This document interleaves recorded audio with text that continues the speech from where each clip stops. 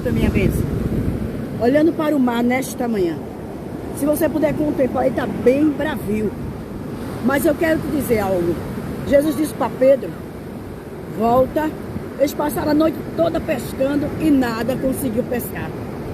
Quando é de manhã, estava cansado, já afadigado. Mas o Senhor disse, volta e lança a rede. E o Senhor manda dizer, volta e faz a obra. Porque Deus, ele vai te honrar. Tu vai sair com a mão cheia de bênção. Porque Deus, ele vai honrar hoje a tua fé. Então somente crer.